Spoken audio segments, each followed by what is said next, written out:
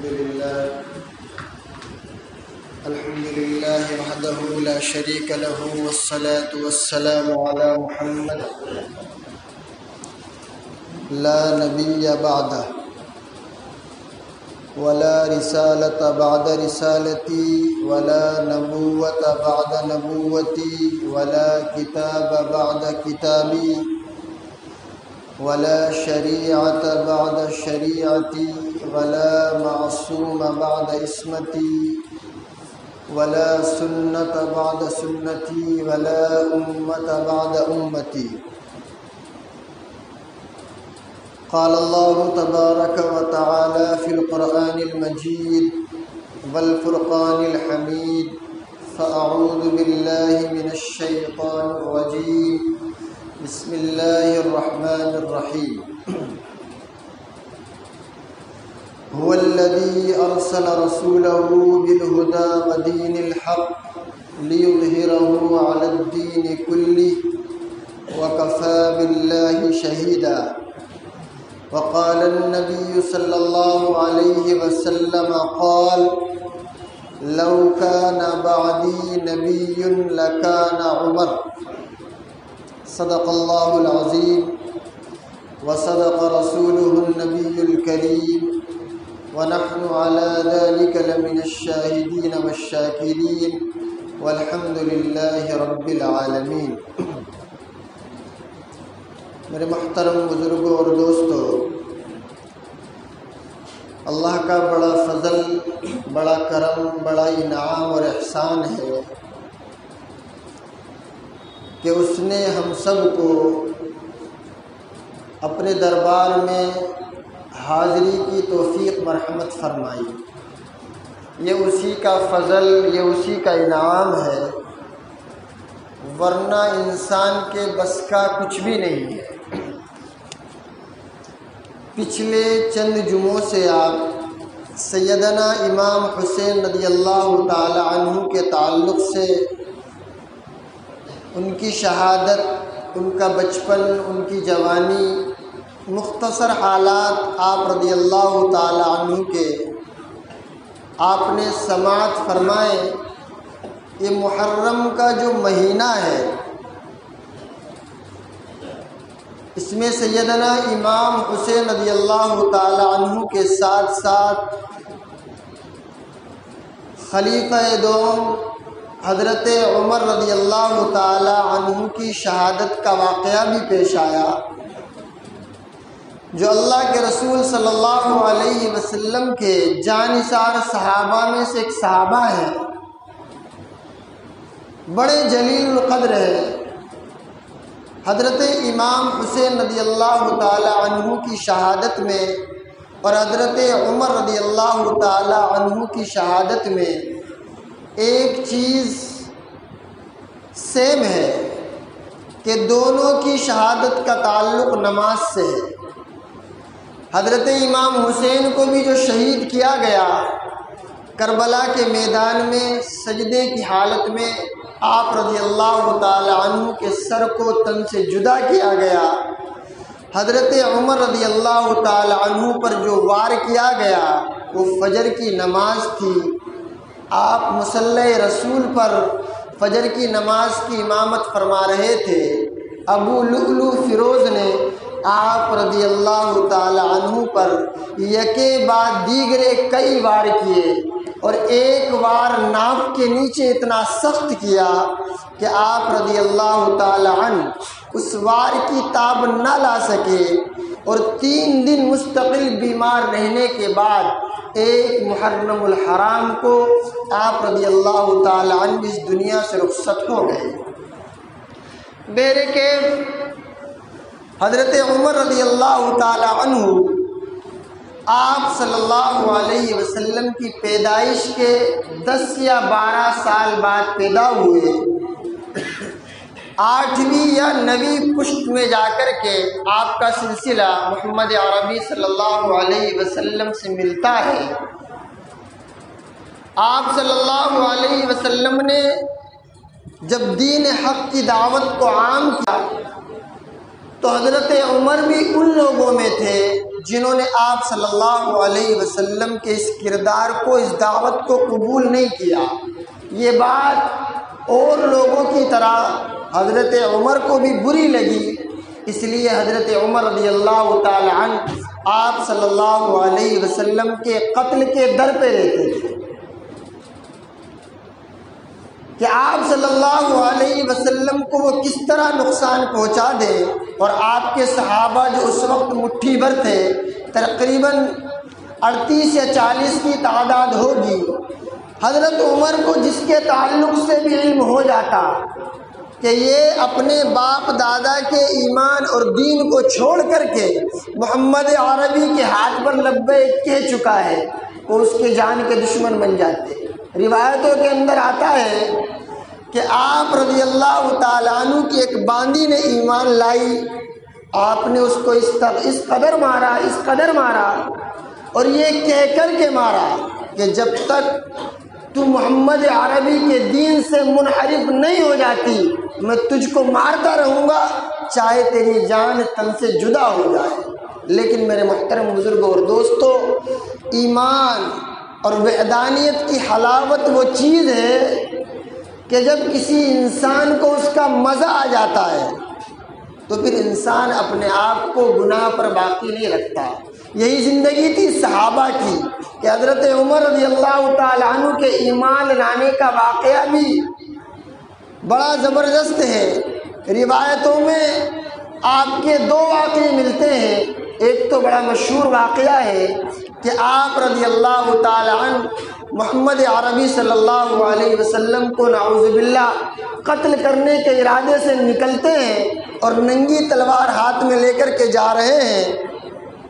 راستے میں حضرت نعیم ابن عبداللہ رضی اللہ تعالی عنہ ملتے ہیں جو ابھی ابھی ایمان لائے ہیں۔ حضرت عمر سے پوچھتے ہیں کہ کہاں کا ارادہ ہے، بڑے غصے میں جا رہے ہو؟ حضرت نعیم ابن عبداللہ سے حضرت عمر نے کہا کہ میں تمہارے نبی جو نبوت کا دعویٰ کرتے ہیں ان کو قتل کرنے کے ارادے سے نکلا ہوں۔ حضرت نعیم بن عبداللہ کہتے ہیں کہ آپ صلی اللہ علیہ وسلم کی چھوڑیے، پہلے اپنے گھر کی خبر لیجئے، سنا ہے تمہارے بہن اور بہنوئی بھی ایمان لا چکے ہیں۔ حضرت عمر رضی اللہ تعالی عنہ نے سنا تو غصے سے اور آگ ببولا ہو گئے۔ حضرت عمر رضی اللہ تعالی عنہ جو آپ صلی اللہ علیہ وسلم کے قتل کے ارادے سے نکلتے ہیں، وہ رخ موڑ دیتے ہیں، اپنی بہن اور بہنوئی کے گھر کی طرف جاتے ہیں۔ آپ رضی اللہ تعالی عنہ جب حضرت فاطمہ رضی اللہ تعالی عنہ کے دروازے پر پہنچتے ہیں جو حضرت عمر کی بہن ہے، حضرت خباب رضی اللہ تعالی عنہ آپ کی بہن اور بہنوئی کو قرآن پڑھا رہے ہیں، آپ دروازے پر دستک دیتے ہیں۔ آپ کی بہن دروازے سے جھانک کر دیکھتی ہیں تو ہاتھ سے اپنے شوہر کو اشارہ کرتی ہیں کہ عمر آیا ہے۔ وہ قرآن کے جو صحیفے تھے ان کو حضرت خباب چھپا لیتے ہیں۔ روایتوں کے اندر آتا ہے کہ حضرت عمر پوچھتے ہیں کہ کیا پڑھ رہے تھے، کہ یہاں پہ کیا چل رہا تھا؟ آپ کی بہن انکار کر دیتی ہیں۔ آپ اپنی بہن کو اتنا مارتے ہیں اور اپنے بہنوئی کو بھی اتنا مارتے ہیں، جو سعید رضی اللہ تعالی عنہ ہیں، بہن بہنوئی کو اتنا مارتے ہیں کہ خون سے لہولہان کر دیتے ہیں۔ میرے کیف بہن بہنوئی کو خون میں بھرا ہوا دیکھ کے آپ کا دل تھوڑا نرم ہوتا ہے۔ آپ پیار سے پوچھتے ہیں کہ مجھے وہ صحیفے دکھاؤ، آپ لوگ کیا پڑھ رہے تھے، میں بھی سننا چاہتا ہوں۔ آپ جب قرآن کی ان آیات کو سنتے ہیں تو آپ کا دل نرم ہو جاتا ہے، آپ کے آنکھوں سے آنسو جاری ہو جاتے ہیں۔ آپ حضرت خباب سے فرمائش کرتے ہیں کہ مجھے بھی محمد عربی صلی اللہ علیہ وسلم کی بارگاہ میں لے چلیے، میں بھی ایمان میں داخل ہونا چاہتا ہوں۔ ایک واقعہ تو یہ ہے جو ہم سنتے ہیں۔ دوسرا واقعہ جو حدیث کی کتابوں کے اندر ملتا ہے، حضرت عمر رضی اللہ تعالی عنہ خود بیان کرتے ہیں کہ میں آپ صلی اللہ علیہ وسلم کے پیچھے حرم کے اندر بیٹھا ہوا ہوں، آپ صلی اللہ علیہ وسلم قرآن کی تلاوت کر رہے ہیں، مجھے وہ قرآن سنتے ہوئے بڑا لطف آ رہا ہے، بڑا مزہ آ رہا ہے، میرے کانوں کو بڑا اچھا لگ رہا ہے۔ میرے دل کے اندر خیال آتا ہے کہ یہ جو قرآن آپ صلی اللہ علیہ وسلم پڑھ رہے ہیں یہ تو کسی جادوگر کسی شاعر کا کلام ہے۔ روایتوں کے اندر آتا ہے آپ صلی اللہ علیہ وسلم سورہ حاقہ کی تلاوت کر رہے ہیں، حضرت عمر نے ابھی سوچا ہے کہ کسی شاعر کا کلام لگتا ہے، اللہ کے رسول تلاوت کرتے ہیں وما ہوا بقول شاعر، کہ کسی شاعر کا کلام نہیں ہے۔ حضرت عمر کہتے ہیں کہ انہوں نے تو میرے دل کی بات کو جان لیا، اگر یہ کسی شاعر کا کلام نہیں ہے تو کسی کاہن کا کلام ہے۔ اللہ کے رسول تلاوت کرتے ہیں ولا بقول کاہن، کہ کسی کاہن کا بھی کلام نہیں ہے۔ حضرت عمر سوچتے ہیں اگر یہ کسی شاعر کا کلام بھی نہیں ہے، کسی کاہن کا کلام بھی نہیں ہے تو پھر یہ کیا ہے؟ اللہ کے رسول تلاوت کرتے ہیں تنزیل من رب العالمین، کہ میرے رب کی طرف سے نازل کردہ کلام ہے۔ آپ رضی اللہ تعالی عنہ آپ صلی اللہ علیہ وسلم سے کہتے ہیں کہ مجھے بھی کلمہ حق، آپ جو چیز لوگوں کو پڑھاتے ہیں وہ پڑھا دیجئے، میں آپ کے ہاتھ پر لبیک کہتا ہوں۔ آپ کے ایمان لانے کے بعد تھوڑے دن قبل حضرت حمزہ رضی اللہ تعالی عنہ جو آپ صلی اللہ علیہ وسلم کے چچا ہیں وہ بھی ایمان لا چکے ہیں۔ روایتوں کے اندر آتا ہے کہ دونوں جانبازوں کے ایمان لانے کے بعد کفار کی گردن اور کمر ٹوٹ گئی، کہ دو نوجوان جو جسم کے اعتبار سے، حلم کے اعتبار سے، طاقت کے اعتبار سے بڑے مضبوط تھے، وہ مسلمانوں کے پالے میں آ گئے۔ آپ رضی اللہ تعالی عنہ نے آپ صلی اللہ علیہ وسلم سے پوچھا کہ اللہ کے رسول، آپ اللہ کے سچے رسول نہیں ہیں، دین ایمان دین اسلام کے حق دین نہیں ہے کہ ہم جو مسلمان ہو رہے ہیں ہمارا اللہ جو ایک وحدانیت کا اقرار کرواتا ہے کیا وہ حق نہیں ہے؟ آپ صلی اللہ علیہ وسلم نے کہا کہ سب حق ہے، کہ تو پھر ہم یہ دار ارقم میں چھپ کے نماز ادا کیوں کرتے ہیں؟ پھر ہم چھپ چھپ کے مسلمان کیوں ہوتے ہیں؟ آپ رضی اللہ تعالی عنہ نے تلوار میان سے نکالی۔ روایتوں کے اندر آتا ہے کہ حضرت عمر کے ایمان لانے کے بعد سب سے پہلی نماز کھلا حرم کے اندر حضرت عمر اور حضرت حمزہ رضی اللہ تعالی عنہ نے ادا کی۔ ہجرت کا واقعہ ہے کہ آپ کی ہجرت، آپ نے ہجرت بھی بڑے انداز سے، نرالے انداز سے کی، کہ لوگوں نے چھپ چھپ کے ہجرت کی، کہ رات کو کوئی سفر کر رہا ہے، آپ نے اپنی بہن حضرت فاطمہ اور اپنے بہنوئی ان کو ساتھ میں لیا اور تقریباً 20 صحابہ کو ساتھ میں لیا، اور سب سے پہلے آپ نے طواف کیا، 2 رکعت نماز ادا کی اور کفار کو چیلنج کیا کہ جس کی ماں نے دودھ پیا ہے وہ مکے کی پہاڑوں کی باہر آ کے مجھ سے مقابلہ کرے۔ عمر ابن خطاب اپنے نبی، اپنے آقا محمد عربی صلی اللہ علیہ وسلم سے ہجرت کے وعدے کو مکمل کرنے کے لیے مدینے تشریف لے جا رہا ہے۔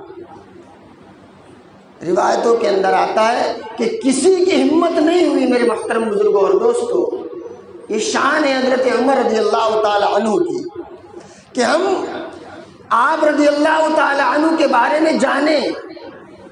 جو لوگ آج دعویٰ کرتے ہیں کہ اسلام کیا ہے، ایمان کیا ہے، وہ حضرت عمر رضی اللہ تعالی عنہ کی زندگی کو پڑھے۔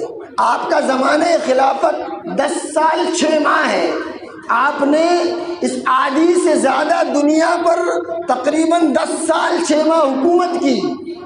آپ کی رعایا کے اندر، یہ کتابوں کے اندر لکھا ہے کہ ایک بھی بھکاری موجود نہیں تھا، آپ نے ایسا نظام قائم فرمایا تھا، آپ عدل و انصاف کے پیکر تھے۔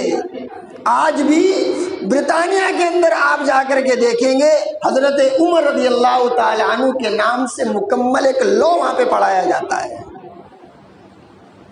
آسٹریلیا کے اندر بیرکیف نام کو انہوں نے تبدیل کر دیا ہے، لیکن وہ جو لا ہے وہ حضرت عمر رضی اللہ تعالی عنہ کا نافذ کردہ ہے۔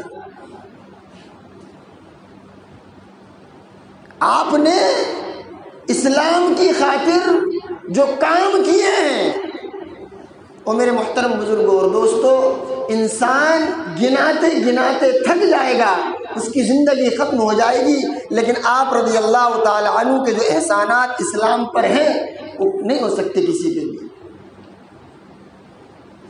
کہ اللہ کے رسول صلی اللہ علیہ وسلم خود فرماتے ہیں کہ تمام صحابہ میرے مرید ہیں اور حضرت عمر رضی اللہ تعالی عنہ میری مراد ہے، کہ میں نے حضرت عمر کو اللہ سے مانگ کے لیا ہے، کہ اللہ نے حضرت عمر کو مانگنے کے بعد مجھے دیا ہے، کہ میں نے اللہ سے دعا کی کہ اللہم اعز الاسلام، کہ اللہ اسلام کی عزت کے لیے مجھے عمر یا ابو جہل میں سے تجھے جو پسند ہو مجھے عطا کر دے۔ اللہ نے حضرت عمر کو اسلام کے لیے چنا۔ میرے محترم بزرگوں اور دوستو، ہم روایات کو اٹھا کر کے دیکھیں کہ آپ کا زمانہ خلافت کیا ہے اور آپ نے کس انداز سے زندگی کو بسر کیا۔ آپ خود فرماتے ہیں کہ عائشہ رضی اللہ تعالی عنہ نے میرے پاس ایک قاصد کو بھیجا کہ عمر تو آدھے سے زیادہ دنیا کا حکمراں ہے، بڑے بڑے لوگ، بڑے بڑے گورنر تیرے سے ملنے کے لیے آتے ہیں، اور جب تجھ سے ملاقات کرتے ہیں تیرے جبے کے اوپر، تیری قمیص کے اوپر، تیرے کرتے کے اوپر 70 سے 80 پیبند ہوتے ہیں۔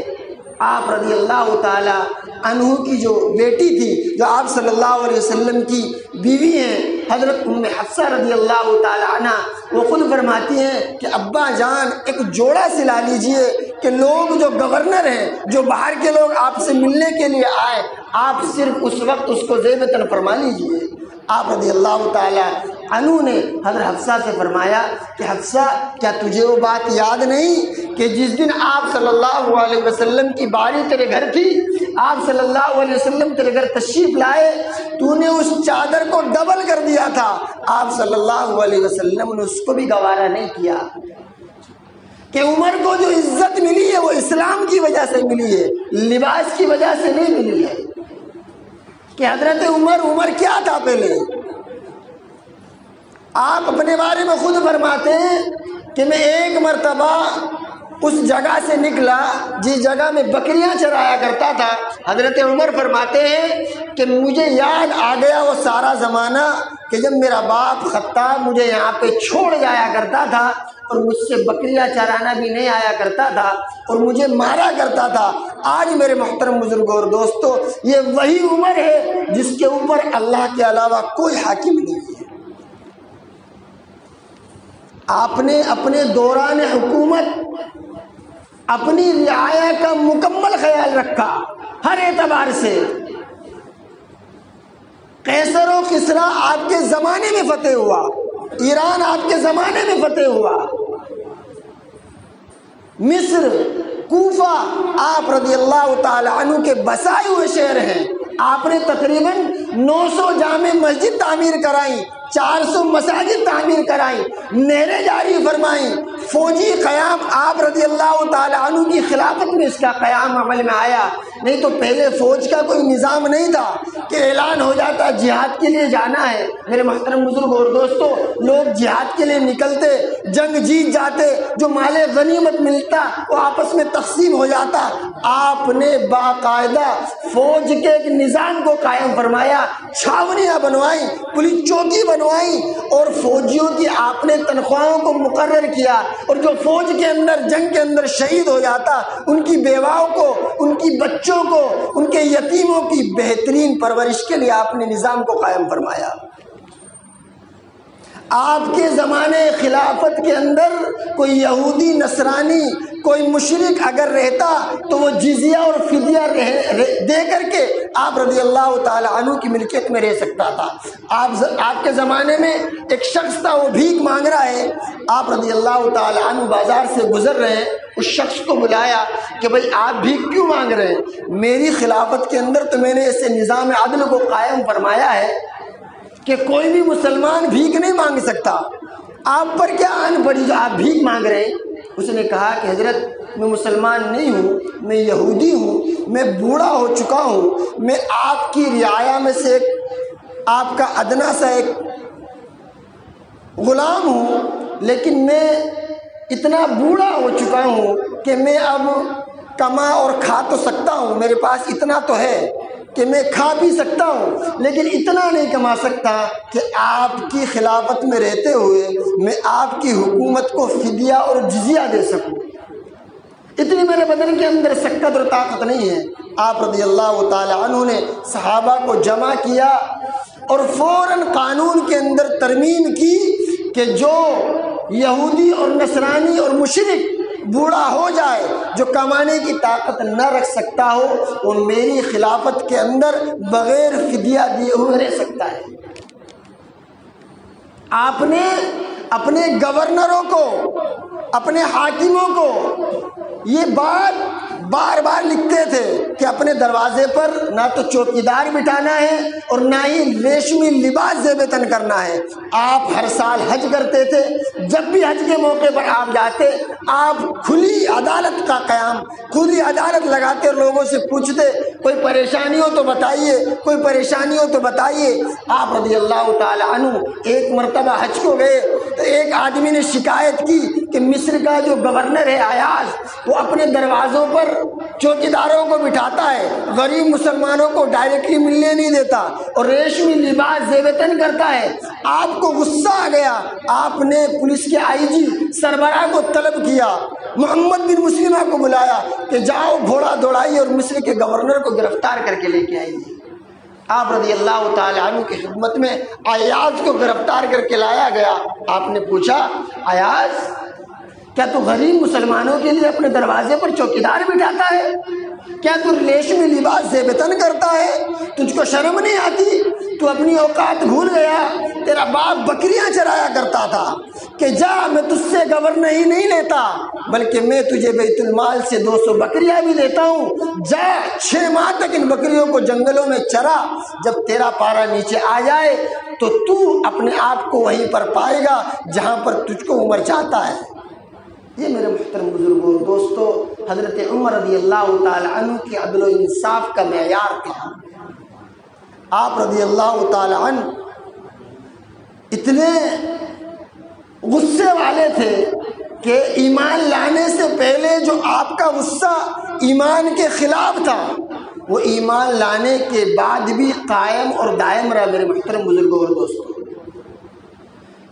روایتوں کے اندر آتا ہے، علامہ ابن کثیر رحمۃ اللہ علیہ نے لکھا ہے کہ اللہ نے تقریباً 17 یا 18 مقامات ایسے ہیں کہ حضرت عمر رضی اللہ تعالی عنہ کی رائے کے موافق اللہ نے قرآن کو نازل کیا۔ جنگ بدر کا موقع ہے،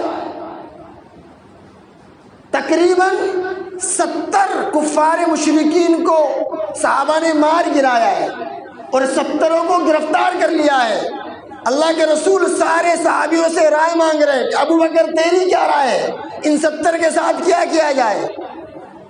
عثمان تم کیا کہتے ہو؟ علی تم کیا کہتے ہو؟ کوئی کہتا ہے کہ جزیہ فدیہ لے کے چھوڑ دو، کوئی کہتا ہے ان میں سے جو پڑھا لکھا ہے اس کو پکڑ کے رکھو، یہ ہمارے بچوں کو پڑھائیں گے لکھائیں گے۔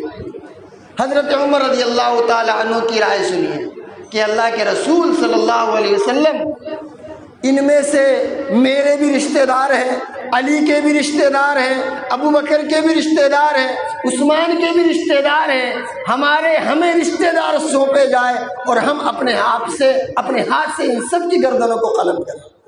میرے محترم بزرگوں اور دوستو، اللہ کے رسول صلی اللہ علیہ وسلم چونکہ رحمت للعالمین تھے، اس لیے آپ صلی اللہ علیہ وسلم نے وہ صحابی نے جو رائے دی تھی کہ فدیہ لے کر کے ان کو چھوڑ دیا جائے، ان کی رائے پر فیصلہ فرمایا۔ اللہ نے قرآن کی آیت کو نازل کیا، ما کان لنبی ان یکون له اسری حتی یسقط فی الارض۔ یہ ہے میرے محترم بزرگوں اور دوستو حضرت عمر رضی اللہ تعالی عنہ کی شان۔ کہ آپ صلی اللہ علیہ وسلم کعبے کا طواف کر رہے ہیں، اللہ کے رسول آگے ہیں، آپ پیچھے ہیں، آپ مقام ابراہیم پہ جا کر کے کھڑے ہو جاتے اور اللہ کے رسول سے درخواست کرتے کہ اللہ کے رسول، میری دلی تمنا ہے کہ میں یہ مقام ابراہیم پر 2 رکعت نماز ادا کروں۔ ابھی اللہ نے قرآن میں حکم نازل نہیں کیا ہے، لیکن حضرت عمر آپ صلی اللہ علیہ وسلم سے اپنی خواہش کا اظہار فرما رہے ہیں کہ اللہ کے نبی میری خواہش ہے کہ میں یہاں پہ 2 رکعت ادا کروں۔ اللہ کے رسول خاموش ہو جاتے اللہ کے رسول کی عادت شریفہ تھی وما ينطق عن الهوى ان هو الا وحی یوحى، اللہ جو حکم فرماتا اللہ وہی لوگوں کو بتاتے، اپنے صحابہ کو وہی بتاتے۔ اللہ کے رسول نے خاموشی اختیار کی کہ اللہ کا حکم نہیں ہے، نہ بول کے میں اپنے صحابی کا، اپنے چہیتے صحابی کا دل توڑنا نہیں چاہتا۔ میرے محترم بزرگوں اور دوستو، اتنے میں حضرت جبرائیل علیہ الصلاۃ والتسلیم آیت شریفہ لے کر نازل ہوئے۔ قرآن کریم نے اعلان کیا واتخذوا من مقام ابراہیم مصلی، کہ حضرت عمر نے جو سوچا عین اللہ نے اس کے مطابق قرآن کو حکم بنا کر کے نازل فرما دیا۔ اور بھی بہت سی آیات ہیں میرے محترم بزرگوں اور دوستو۔ آپ رضی اللہ تعالی عنہ کے موافق اللہ نے قرآن کریم کے اندر حکم دیا کہ میرے جو صحابی ہیں، کہ میں جو فیصلہ کر رہا تھا وہ حضرت عمر رضی اللہ تعالی عنہ صحیح فرما رہے ہیں۔ کہ آپ رضی اللہ تعالی عنہ نے مع عائشہ رضی اللہ تعالی عنہ کے تعلق سے جب عبداللہ ابن ابی ابن سلول نے آپ کے اوپر تہمت لگائی، آپ پر الزام لگایا کہ مع عائشہ ایسی ہے، آپ رضی اللہ تعالی عنہ ایسی واحد شخصیت ہے جنہوں نے مع عائشہ رضی اللہ تعالی عنہ کا سب سے زیادہ ڈیفینس کیا